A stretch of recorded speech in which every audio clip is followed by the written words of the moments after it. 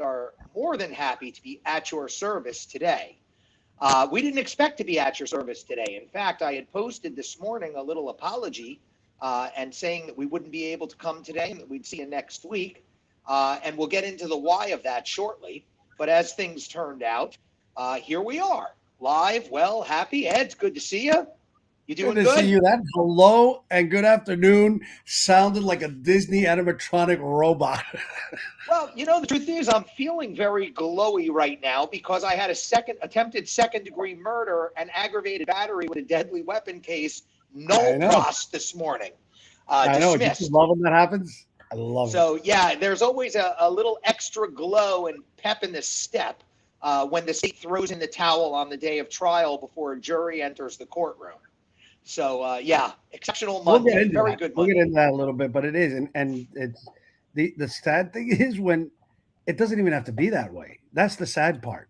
Usually when it happens that way, and of course there's exceptions to every rule because I hate when I say usually and everybody makes it sound like I said always. Usually. Which always means obviously not always. But when it comes down to we're about to pick a jury and then they dismiss the whole case, it never should have gotten to that point. Am I right, Michael? 100% right. And in fact, I'm going to go a little bit further and say that this case should have never been filed. This was just a I don't know what word to use other than a shit show, because that's exactly what this is. And I'm gonna put you on the spot as a former prosecutor. What else is new? You put me on the spot every week. Well, but the truth is, there's nobody better between you and I. I mean, I'm perfectly capable and entitled to rant about what happened. But you, on the flip side, are really in a position to be able to say, as a former assistant state attorney, particularly with this same office, whether or not what happened here, I'm off base or they're off base. So let me just give the folks a little bit of a background. I don't want to get into the politics or even the science of COVID. Okay, we all have been affected by COVID. There can't be a person on the planet that doesn't know what it is, or what it's done, or has not somehow been affected by it. It's just a reality that we've all been living with for the last 18 months, since March of even before then, but certainly since March of 2020, when they first had the infamous 14 days or 15 days to slow the spread, right? And of course, it turned into, a shit show. No reason to point fingers, assign blame, or even discuss it any further than just the reality. Well, the court system was very much affected by that. And the criminal court system in particular was affected by that. And the big difference between criminal law and other areas of law, at least when it comes to COVID, is a little ditty called the Sixth Amendment. Much of what happens in criminal court requires personal appearance. It's just got to be done in person. Confronting your accusers, picking juries, arguing evidentiary hearings. These are not simple routine matters that get handled on a Zoom conference 5-minute meeting. They're meaningful and you have to take them extremely seriously. And so because of that, the court system the criminal court system has been particularly affected over these last 18 months. So what does that mean? Well, it means that there are people who have been sitting in jail, literally, for the last 18 months without the ability to file for a speedy trial, without the ability to resolve their cases, without the ability to call a jury in. They're sitting. They have no remedy. There's no habeas corpus. There's nothing that they can do but rot. This particular client, he was out on bond, so, arguably it's not so bad, but still, let me tell you, bond ain't no duck walk either, right? You're still under supervision. You still have conditions that affect your life. One step over the line and you wind up in a cage. It's a restricted form of living, correct? Correct, absolutely. I thought you were still on your monologue. Yeah, well, kind of. I mean, I'm just railing a little bit, but. No, but you're right. But since you're letting me interject, I wanted to point something out on why. And I think in today's day and age, Michael, it's a real good visual on why and how amazingly brilliant our founding fathers were to include the Sixth Amendment, where you have to be able to confront your accusers and in person. Because otherwise it would be like Facebook. Everybody's a tough guy on Facebook because I'm not looking you in the eye. It'd be real easy to accuse people, But man, when you got to look somebody in the eye, it's a big difference. You're looking them in the eye, and you have to.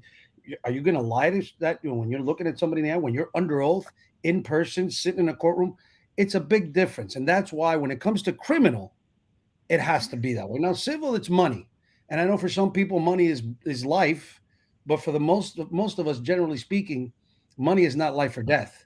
But criminal could be life or death, or at the very least, your liberty, where you're taken from you. So it has to be in person. And that's why. Well, you're 100% spot on. So, what has been the effect of what's happened with COVID in the criminal court system is, in March of 2020, the Florida Supreme Court issued a statewide mandate that told or suspended speedy trial time. So that you guys understand, there's two different speedy trial clocks in Florida. There's what we call natural speedies, and then there's the written demand for speedy trial. So under natural speedies, assuming that nobody takes a continuance and everybody's ready from day one, in Florida, misdemeanor cases have to be taken to trial within 90 days from the date of arrest, and felony cases 175 days from the date of arrest. Why? Why did the Florida legislature mandate that? Why do you think? Ed, tell folks why.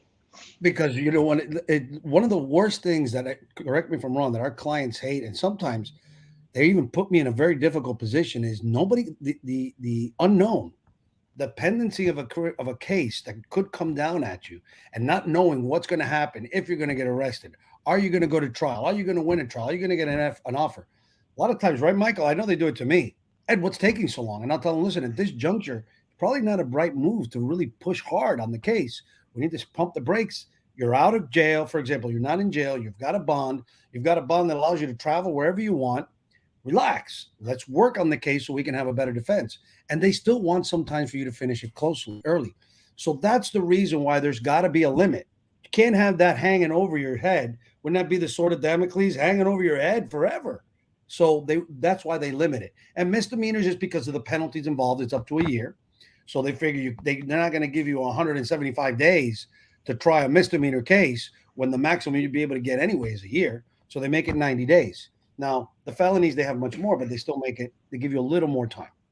Well, and the thing is this, the speedy trial rule is designed to do several things, right? One, it's designed to give a defendant some peace of mind that there is a end game that's visible, right? There's a light at the end of the tunnel. Now, again, that can be extended. The defendant can cause delays, but all things equal, coming out of the gate, everybody starts at the same pace, and this is where our end game is.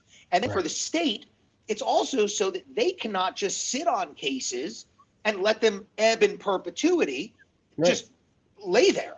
It forces the state to take action as well. And continuances, once the defendant says, Judge, I'd like a continuance, the state's now off the hook for speedies.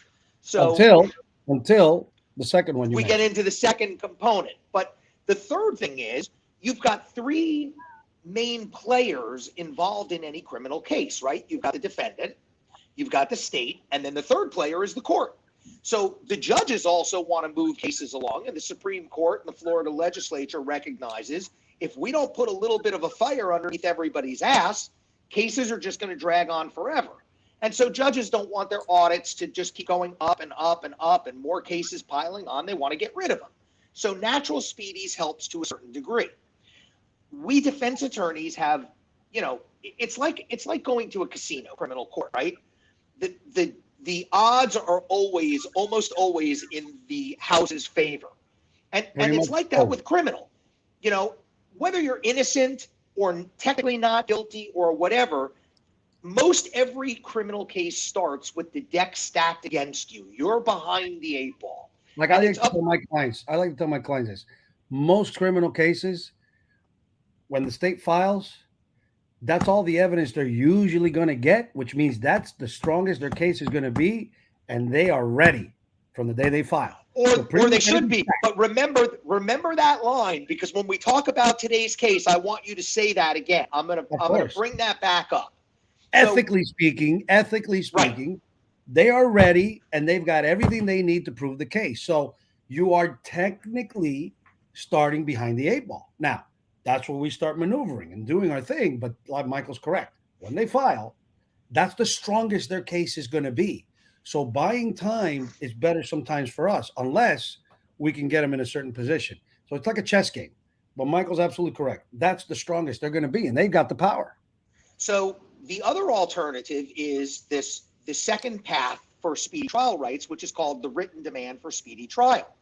And again, you know, defendants, and no matter how good your case is, no matter how great your witnesses are, you know, you're the guy who's looking at, or the defendant is the guy or the gal who's looking at the penalty, right?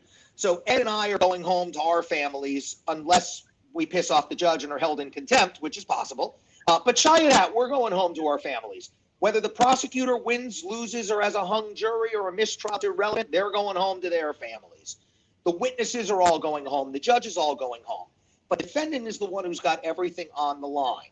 And so one of the very few weapons that we have been armed with on the defense side is the tool that allows us to demand a speedy trial. So at any point, regardless of whether natural speedies were waived or not, regardless of whether the case was brand new, just filed at arraignment, or is 5 years old, it doesn't matter. At any point in time, the defendant is entitled to file a pleading called a written demand for speedy trial.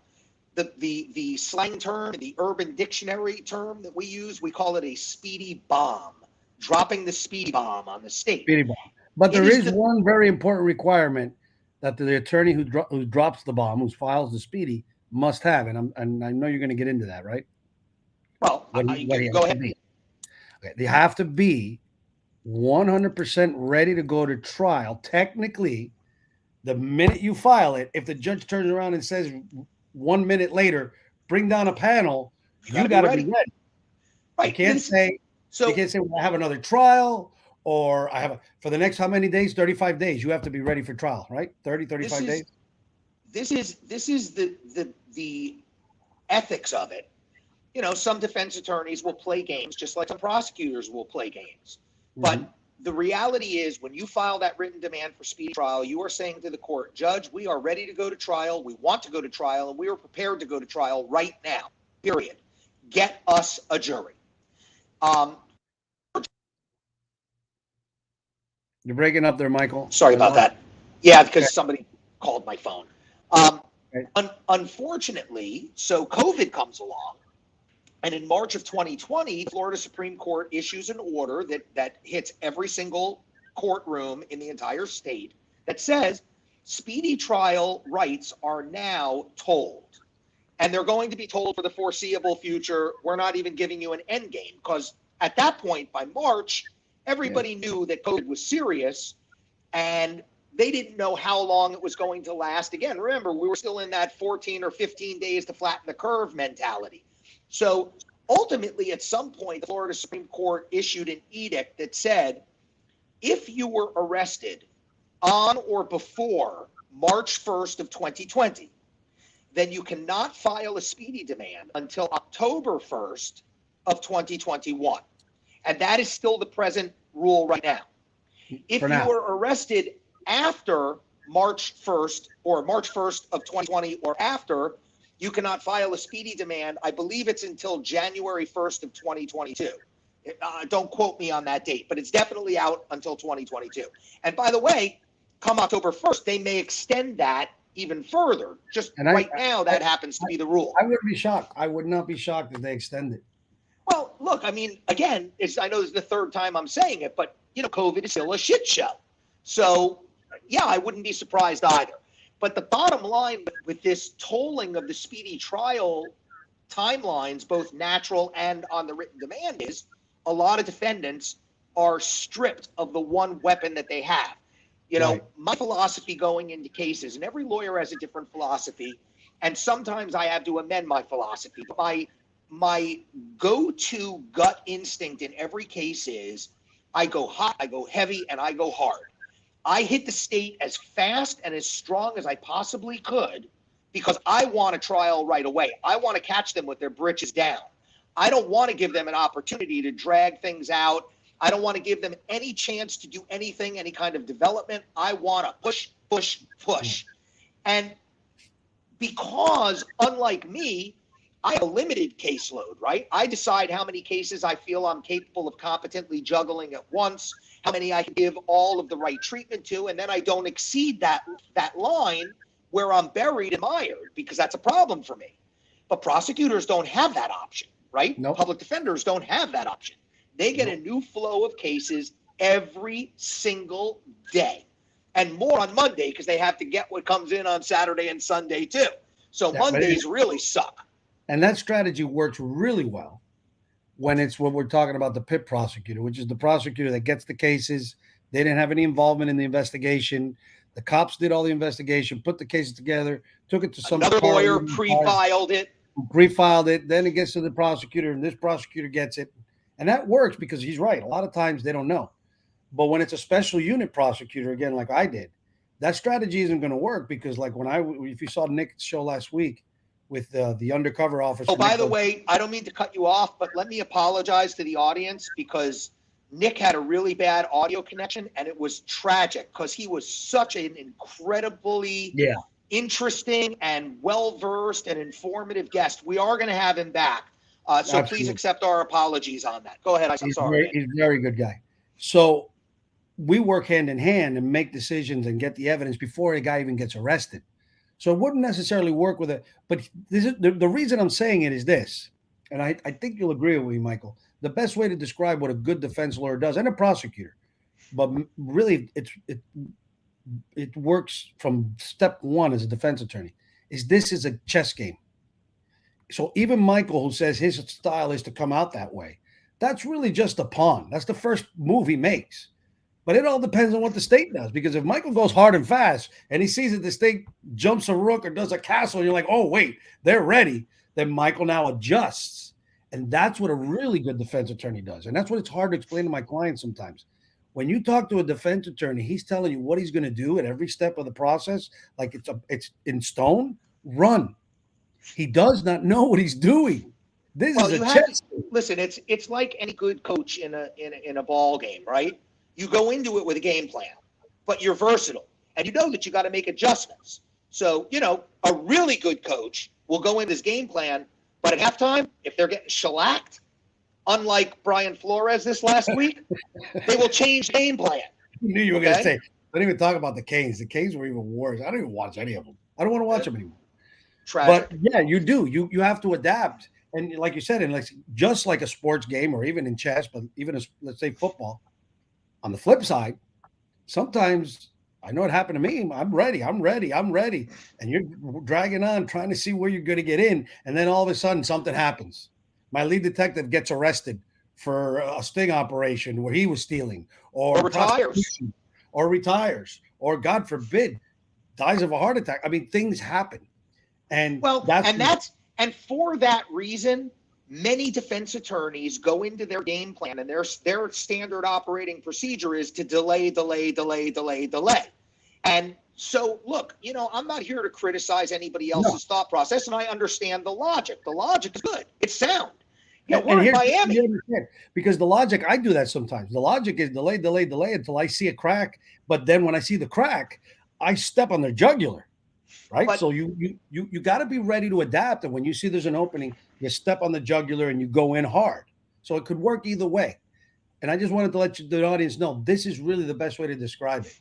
So really good attorney. It's a chess game. So we do our thing however we do it. But defense attorneys have a different posture than prosecutors. We have a different role. OK, a prosecutor is by definition a minister of justice. That is their job, okay? They are not automaton robots whose function it is to prosecute every case that comes in front of them. What they are supposed to do, what they are morally and ethically obligated to do, is to review every case dispassionately, without bias, without prejudice, and to examine the facts and circumstances to see, A, was there probable cause for an arrest? B, is there competent, substantial, and admissible evidence to secure a conviction beyond a reasonable doubt for the crime charged? And C, are there any mitigating circumstances that would affect the prosecution in this case? those are the charges of a prosecutor. That is their job, period. And if they fail on any of those levels, they should be prosecuting that case or maybe prosecuting any case. At all. I got to tell you, listen, in that office, and I worked there for years. I haven't been there since 2004 or five. I can't remember. But generally speaking, Michael, I can tell you that the people we work with are good people, man. The prosecutors are good prosecutors. I agree. Again, Ed, and Kathy like, herself. No, I know you're not saying. I know. I just want to make. You're not saying that they're not. I say the same thing about law enforcement. Okay. Correct. You've got an occasional cop that does the absolute wrong thing for the wrong reason. You've got more than the occasional cop that does the wrong thing inadvertently or negligently. And then you've got the vast majority of cops who just don't do the wrong thing. Right. So I think it's the same with prosecutors. But again, prosecutors are law enforcement in the state of Florida. They are law enforcement officers. Yeah. So I hold prosecutors to the same standard that I hold law enforcement officers, which is do your fucking job. Okay. I agree. I always used to say it myself, the job of a prosecutor is justice, not prosecuting. Exactly. Minister of justice. And many times when we get to your case, what happens in your case many times is even though the prosecutor instinctively knows that or feels that that's morally their obligation, they're confronted with a victim who a victim's idea of justice is very skewed. Always. I don't care what anybody tells me. I rarely met a victim who their idea of what justice was in a particular case was not skewed. So there's a lot of pressure as a human being to tell a victim of a case, I'm sorry, there's just not enough here, right? Or the fear that if in some cases where you can't find the victim, and if you know too quickly that the victim then shows up a week or two or a month later and says, why'd you do that? I was on vacation. I didn't know. So there's a lot of factors that go into it, but they need to look past that and understand that you are not. Go ahead. What about the victim who tells the prosecutor, I don't want to prosecute? That's a whole other story. I'm trying to first talk about the situations, like you said, the ones that are good cops, but sometimes things happen. I understand the pressures. I was there. There's pressure when you're looking at a victim that's, crying and you have to explain to them, we don't have the evidence. I feel sorry for you, but I can't, because when I went into there, I made sure that I brainwashed myself. To be objective. I reminded myself before I even started working at that office, before I even went to orientation, when you're a prosecutor, remember what it was like when you lived. I didn't grow up money. I grew up poor. A lot of my friends, I had run-ins with the cop. Remember what it was like when they were not objective. Remember what it was like when they treated me, especially being Cuban in the 70s, when they treated me a certain way because of who I was, what they believed I was coming from, my friends, the neighborhood. So I said to myself, don't be that guy. But that was me. A lot of people didn't have my life experiences, and they go in and they think that their job is to prosecute. You go through all of law school being taught to win, win, win, and then you become a prosecutor and you think I got to win, win, win. And at least I had very good mentors that reminded me every day, our job is to do justice, and sometimes that means letting a criminal go because we just don't have beyond a reasonable doubt. So there's a fundamental difference, right? Because defense attorneys, our job is the exact opposite. We're not supposed to look at any of that. Our job is to defend our client through hell and high water, guilty, innocent, not guilty, technically, this, that, don't make a difference. If you accept representation of a criminal case as a defense lawyer, you goddamn well better do your job. Stand up to the government. Make sure that your client's constitutional rights and due process rights are all 100% respected from the moment that you have put your name on that case, and go backwards in time and try and get vindication for anything that happened before you were on the case. Even as a prosecutor, I used to say the prosecutors wear the white hats. The defense attorneys are supposed to be a pain in the ass. That's what your job is. And why? Because if you're a pain in the ass, then you're going to make sure that you keep us honest. So I always I'll be honest, Michael, there were times where I was in trial where I'd see situations where I'm ready to object because I'm thinking the defense attorney is going to say something because it's what he would need right now for a jury to hear, but he can't. But his job is to be a pain in the ass. So I'm ready. And they wouldn't do it. And they wouldn't do it. I'd be shocked because I always expected the defense to wear the black hats. And you know what? Some of them would shoot you in the back. If we're in the Old West, I'm wearing the white hats and the feds is always wearing the black hats. Some of them would shoot you in the back and some of them would look you in the eye. But at the end of the day, they're all wearing the black hat. So you got to expect that they're going to do that. And it keeps the guys in the white hat, it keeps you honest. You make sure that you're doing everything the right way because everybody's looking and they're trying to shoot you in the back whenever they got a chance. So you got to make sure you do everything the right way. So I think it works great. I loved it when defense attorneys were a pain in the ass because I was ready.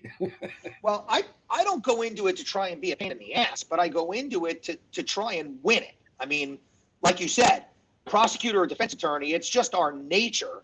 Lawyers, even just people in general, who the hell wants to lose? I mean, are there really people that want to lose? I guess there are a few. That's the thing. But as a prosecutor, you got to be able to embrace that loss. But the loss is with morals and principles. So you go out losing, so you feel good about yourself.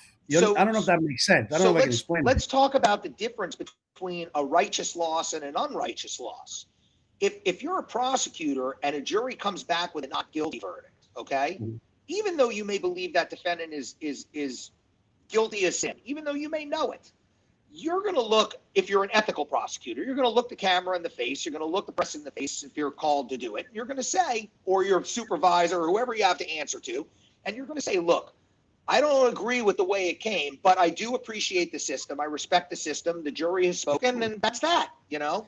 That would be, you know, what most people would even say. But I'll be honest. I think a prosecutor should be able to look the camera in the eye and say, I saw it one way and the jury saw it another way, but what matters in this country is the jury. That's it. Either way, right. The point Not even that I think I was right or I was wrong. I just saw it that way. The jury point is you graciously accept the situation for what it is. It's you but did I'll go better. you know, look, we have an cases. An ethical loss is also looking at a case and thinking, because nobody can know for sure unless you were there. That's another issue I used to have with prosecutors. Oh, you know 100% he was guilty. No, we don't. You can never say 100% unless you saw it with your own eyeballs.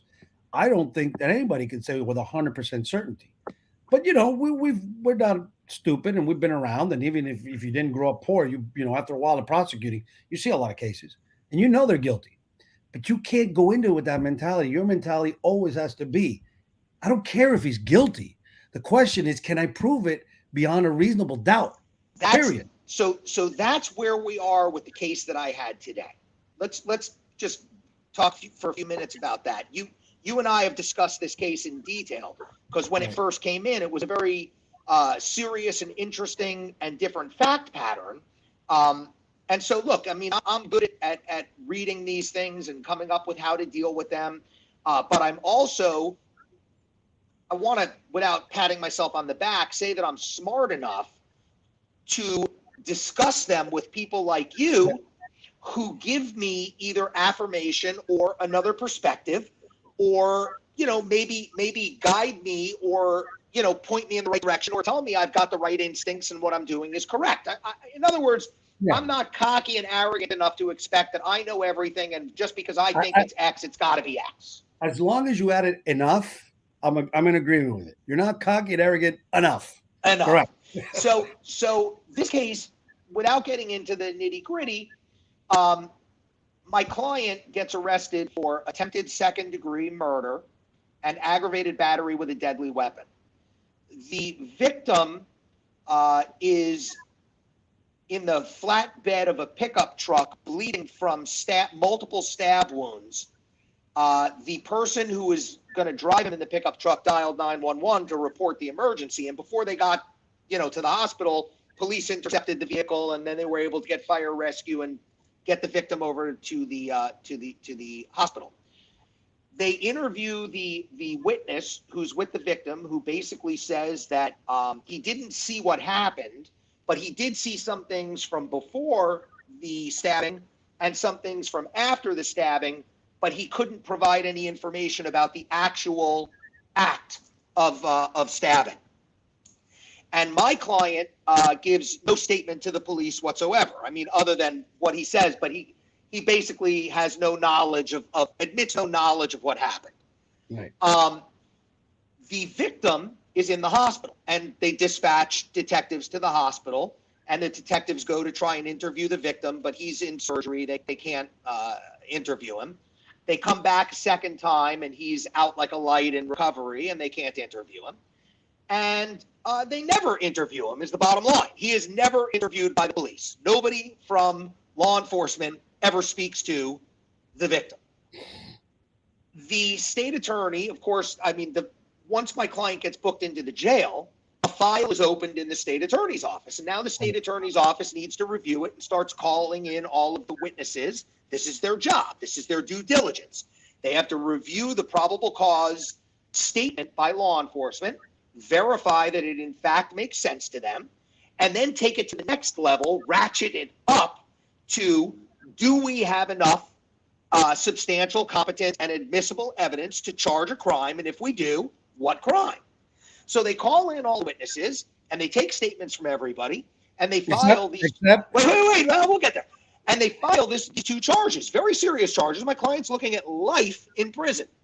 So they file a case, and lo and behold, the one person that they never spoke to was the victim. The victim. They never spoke to the victim. Here's the problem. Let the audience know.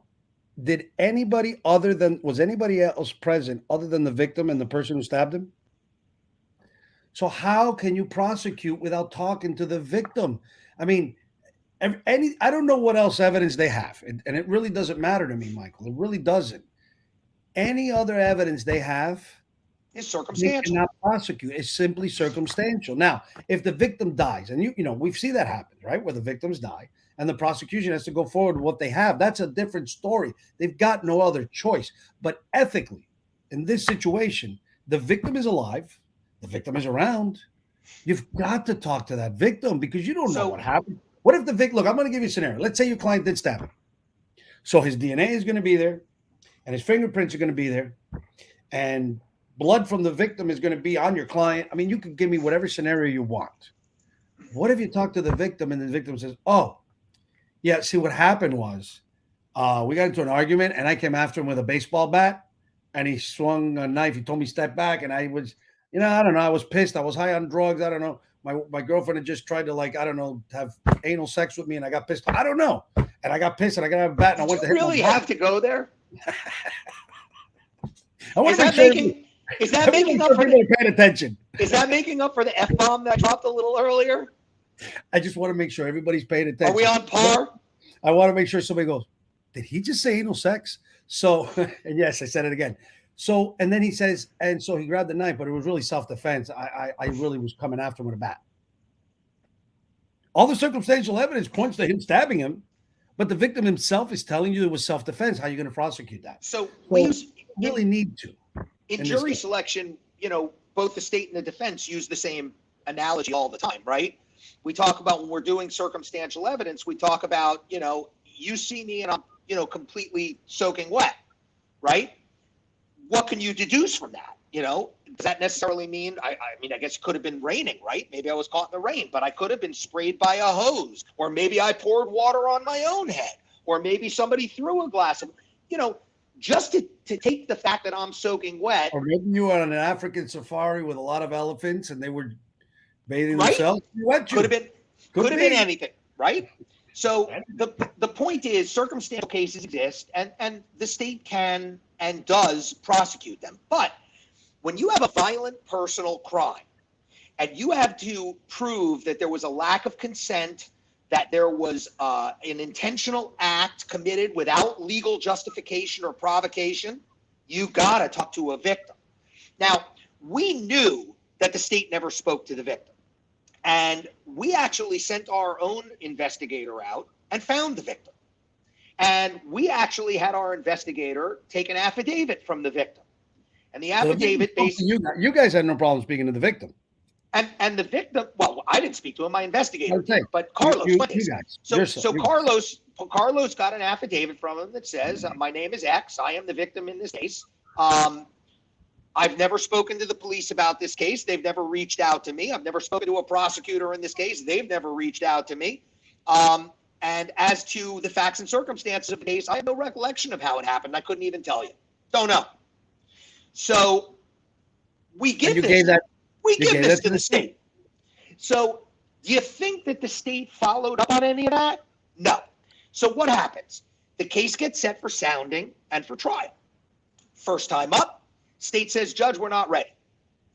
We say, Judge, we object to a state continuance. We're ready. Now, of course, remember, we're in the heat of COVID. Now it's like May of 2020 or June of 2020.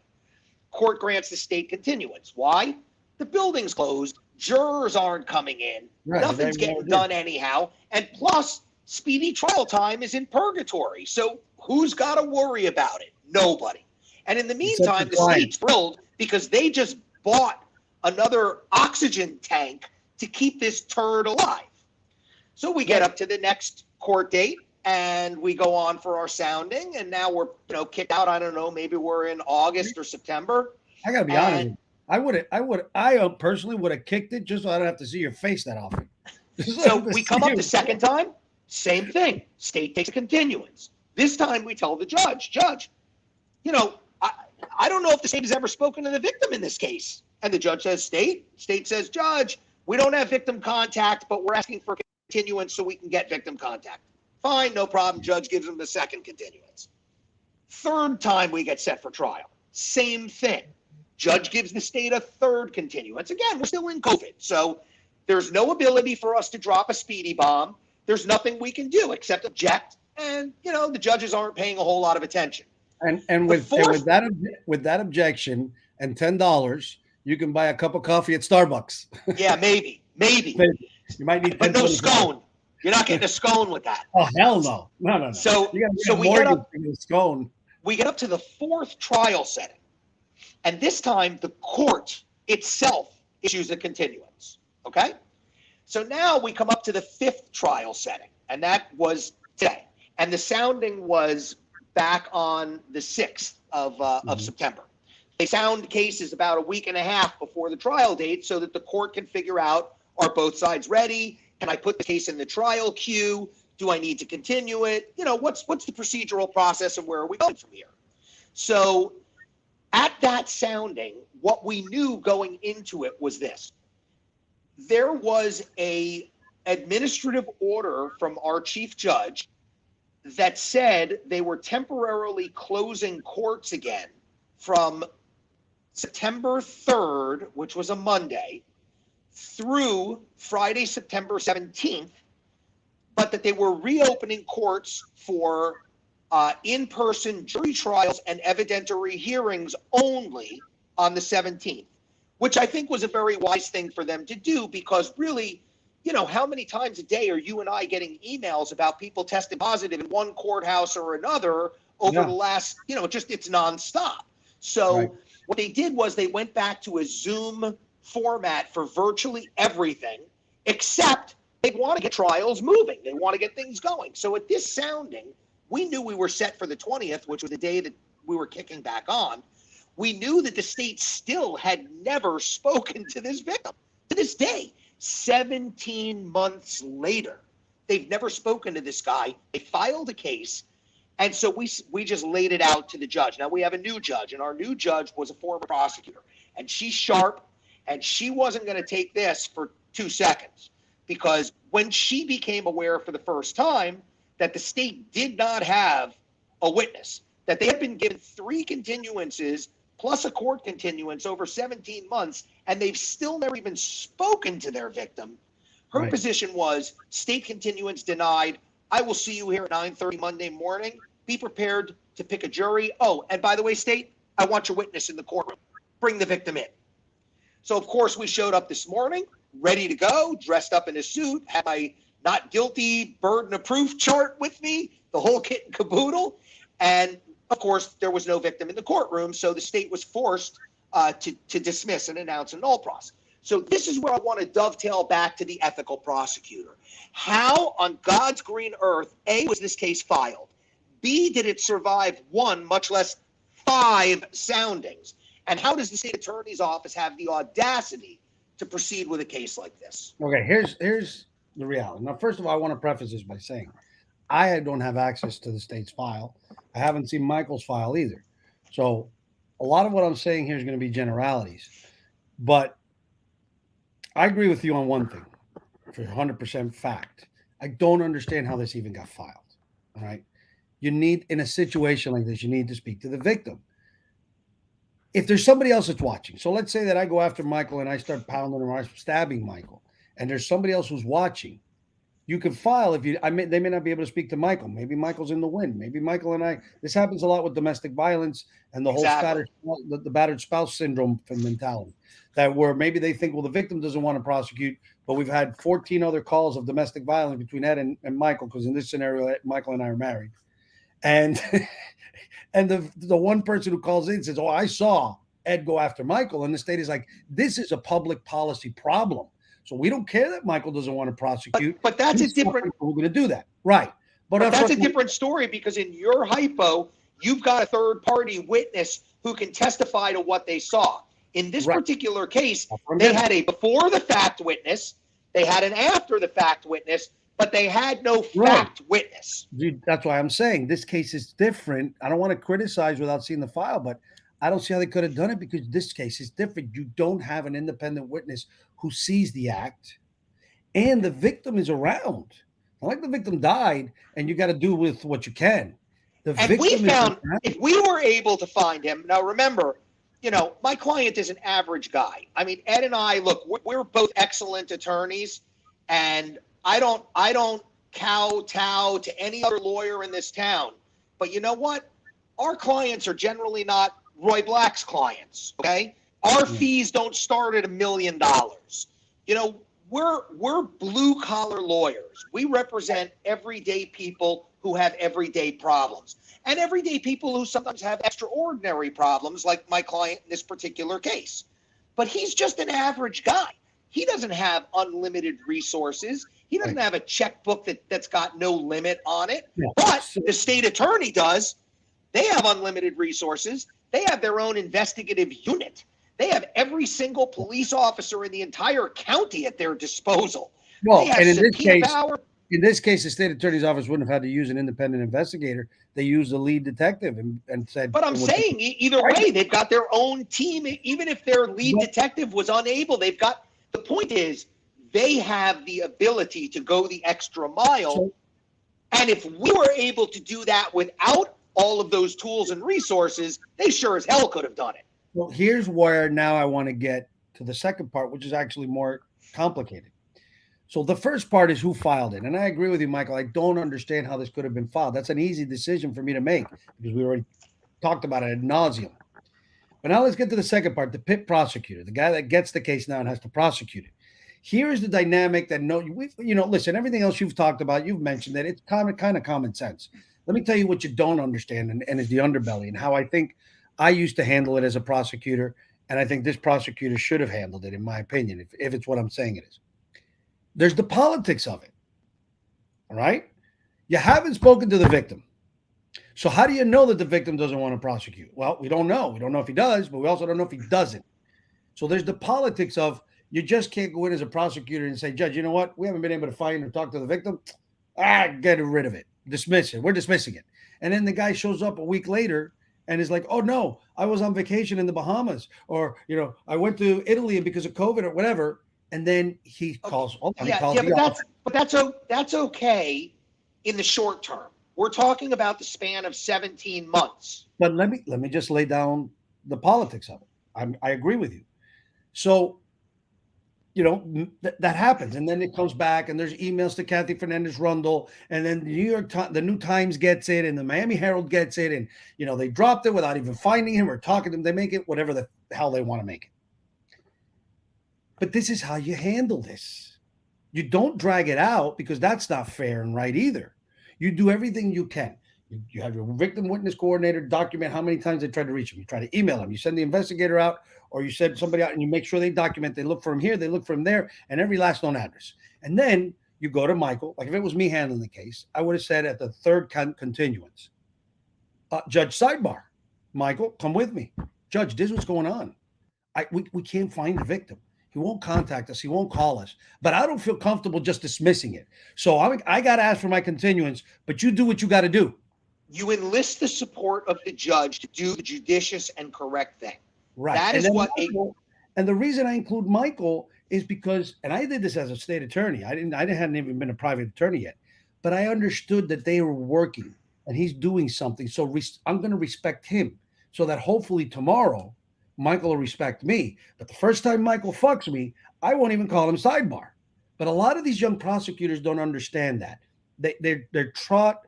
Maybe they had a bad experience in county court with some of those low lives that only practice misdemeanors because they want to take advantage of young prosecutors, and they lie and they do all kinds of stupid stuff. And then these kids are just conditioned to think all defense attorneys are lying scumbags and I can't trust them. So it's hard. And I try to, when I meet with them, let them see. And I see how they treat me. Even as a former state attorney, Michael, sometimes they treat me horrible. They think that everything that comes out of my mouth is a lie and they can't trust it. And I know I got to overcome that barrier. I think what happened here is that I think he doesn't want to dismiss it and then find out that the guy shows up later, but really had never been taught how to do this professionally and responsibly and do his job and do justice all at the same time. Well, I call it a double fail. The first fail was the pre-filing attorney who had no business filing this case. This case should have never been filed without a victim. There's no excuse for that. The second fail is the pit prosecutor on the first trial call. Now, I don't blame them on the first trial call when you have no witness contact or no victim contact to ask for a continuance so that you can get make your effort. But come time number two, to not be honest and open and forthright with the court, that is an ethical problem for me. Correct. Because if it were the flip side. The way I explain it, I'm being honest and ethical with the court. I'm telling them I don't have contact, but I'm not going to dismiss this. I'm going to ask for a continuance. But I'm letting the court know I'm not being a dick. I'm letting the court know I'm not going to take it personal. You got your job to do. I got my job to do. I'm not asking for I'm going to ask for a continuance. You're going to deny me. And then you're going to say, Mr. Martinez, we're setting it for trial. Okay, Judge. And when I walk out, I'll tell Michael, I don't think the victim's going to show up for trial. So we're going to walk in. First thing the judge is going to do is ask me if my witness is here. No, it's not. Martinez make an announcement, and I'm going to have to dismiss it. But now if he calls later, 3 weeks later, we can say, well, look, we tried to find you. We did all the things we could. And at the end of the day, the judge isn't going to sit around and wait for you to show up. Your pretty little ass. Well, and plus, what the hell you want. Plus, if you null pros the case, you still, unless a notice of expiration is filed, you still have until the end of the statute of limitations to refile. Correct. So, that's always there as well. But my thing with this and the end game for me here, I mean, apart from the fact that my client was very happy when he walked out of court today, the end for me was, but for COVID, this would not have been a 17-month case. The first time this case came up for sounding, the court would have granted a continuance because they would have granted a continuance to either side without question. But I would have filed a written demand for speedy trial at arraignment. Right. At arraignment. I would have had that 45-day clock ticking. And then... Go ahead. And then what I'm doing is I am taking a Bunsen burner and putting it under the prosecutor's ass and saying, get to work. You see? And that works. And I appreciate that. But that's the asshole way. And I'm not calling you an asshole, but that's the the defense attorney. He's like on top of you. And it works because it keeps the prosecutor fair and prepared and just. But let me give you an example. If they found my victim, it wouldn't have mattered in this case. Because again, my investigator found the victim who told me, I can't tell you what happened here. And if a victim gets on the witness stand and says anything other than, in a case like this, yeah, he stabbed me 6 times, and I didn't want him to stab me, and I didn't ask him to stab me, and I didn't provoke him to stab me. If you don't have that testimony, you cannot get a conviction. You can't survive a judgment of acquittal. Unless he stabbed you in the back, but you're right. Generally speaking, you're right. But let me give you even if he stabs you in the back, you still have to testify. I didn't want him to stab me. Listen, Ed, if you and I decide that we are going to joust, okay, we're going to take spears and go at one another, okay? Because it's our manly right to figure out which one of us is, divinely providenced.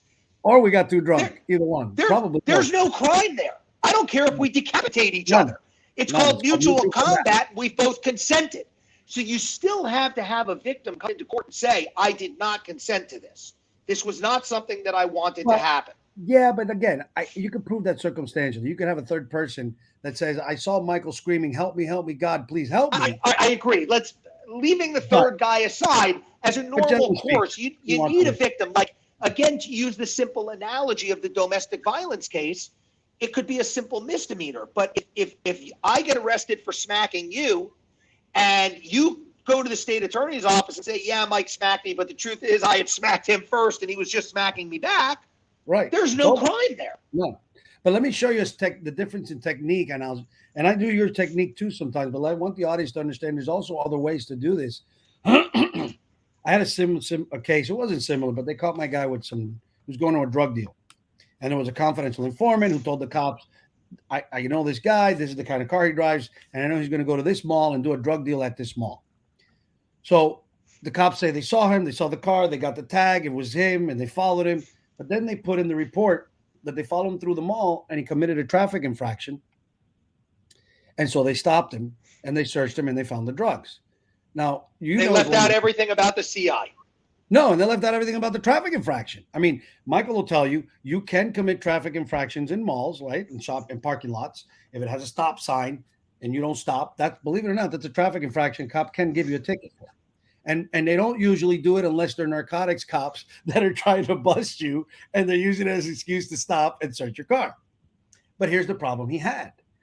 The detective, who I know is a good guy, he didn't tell you what the infraction was. He doesn't have to give him a ticket, but he's got to say what he did.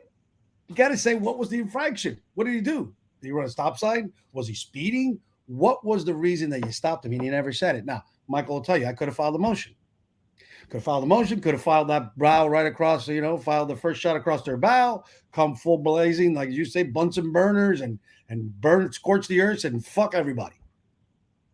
But I went to the prosecutor, talked to the division chief because the prosecutor wasn't there. And I said, "Did you read the report?" And she's like, "Yeah, what happened?" I pointed it out to her. I said, "I think respectfully and professionally." And I literally told her that very professionally and respectfully, "I think you're going to have a problem." He doesn't say what the stop is. I'm going to file a motion. And what are you going to argue? He's going to come in now after the fact and say, 7 months later, I remember that he ran a stop sign. Where is it written? He doesn't have it down anywhere. He didn't give. I think you're going to have a problem. She goes, "You know what? Let me look into it." I never got a call back, Michael. 3 weeks later, she no-prossed the case. They didn't even call me. They didn't email. They just no-prossed it. Now, had she not, for me, the way I do it, had she not done it, then I would have filed the motion and scorched the earth. And if she said, "Ed, why are you being an ass?" I would say, "Well, I tried it the nice way. You're the one who want to fucking do it the hard way." But let me, in my own defense, let me say that when I drop a speedy bomb, or when I file a motion to suppress or a motion to dismiss or a stand your ground motion, I don't do it with as an asshole or a dick. No, I just do it as a matter of fact and professionally because that is my job. Now, if a prosecutor decides to interpret that as an act of war, then my response to that is my act of war is only a response to your act of war in filing unethically, unlawfully, and absurdly a charge that should be dismissed. And I'm just telling you the mentality of some of the prosecutors. I agree with you. I never took it personal. You and I talked about this when we did that show with my old client, Nick Marion, early on, and we talked about stand your ground, right? And I told you I've done about a dozen stand your ground immunity hearings. I've never lost one. I don't know if it's 11 or 12, but whatever it is, let's just call it an even dozen. I'm 12 for 12.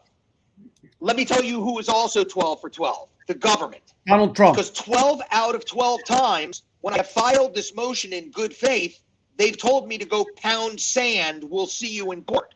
So they're 0 for 12. You're 12 and 0, and they're 0 and 12. Right. So they have 12 out of 12 times doubled down on bad cases because they were unwilling to open their eyes. And most of them are serious felony prosecutions. I have had a couple in misdemeanor court, but most of them are serious felony prosecutions with experienced attorneys. We're not talking about kids out of law school. We're talking about prosecutors who are handling cases that they ought to know better, but they don't. Right. I mean, some of these cases are close. I know that some of them may be close, but I'm sure that of the 12 you filed. Well, Ed, you were You were physically present in courtroom for the last one that I had.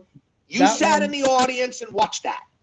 I don't understand why the prosecutor didn't consent. Even halfway through the whole. By the way, not only did the prosecutor not consent, not agree, not only did he double down, but the judge had to stop the proceedings and call him sidebar and tell him. That's a great example. Let me point this out, because I don't want anybody looking to think that I'm saying that prosecutors always take it personal, and neither is Michael. And prosecutors always do what this one prosecutor did. Okay.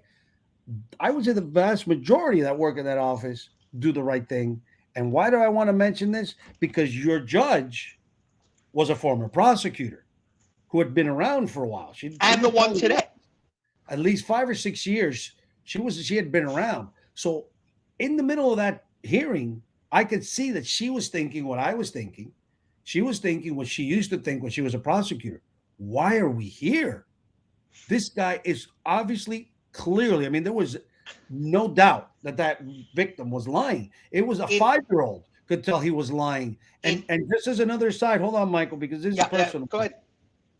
No lawyer should ever do this, but a prosecutor. Once again, we're held to a higher standard. We wear a white hat.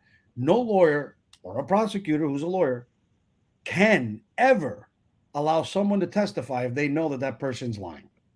Well, I don't know that the prosecutor knew that this guy was lying or not, but I do know that he refused to accept the physical evidence, the uncontrovertible physical evidence, and instead listened to the bullshit story and get sucked into the story of that victim. Michael, if I see one thing on video and the victim is telling me something else, that's a fucking lie. I mean, that's how many times did we stop the video and ask the guy, okay, so you're telling me that what we just saw did not happen? Right, well, you're missing this context and you didn't see that. You were like, didn't you step forward? Well, not really. You're missing the context. No, I was going sideways. No, okay, brother. Let's rewind that and go back and watch it again. Your ass was here and then your ass got closer. There's no context that's missing. And so in that point, the judge interceded because if look, it was 2 hours. She was a prosecutor. 2 hours and 15 minutes. Was an ethical one. She would have done it. After 2 hours and 15 minutes of cross-examination, she heard enough. And I beg to differ. I think it was after about 45 minutes. I think for the other 45, she let it go on for two and a half. I think for the other 45, she was doodling on her pad, wondering what the hell was taking the prosecutor so long to agree. Well, let's wrap this conversation up on this note. I think we both agree that most prosecutors, the vast majority of them, take their job seriously and are ethical. Yeah. I think that CoVid has thrown a significant monkey wrench into the machinery, and I think that CoVid is in large part responsible for why this case dragged on. It is in no way responsible for whoever it is that pre-filed this case, who somebody really ought to take a look at how that happened. But the rest of it, from the time that it was filed, we had 3 or 4 different pit prosecutors assigned to the case. They rotate quickly.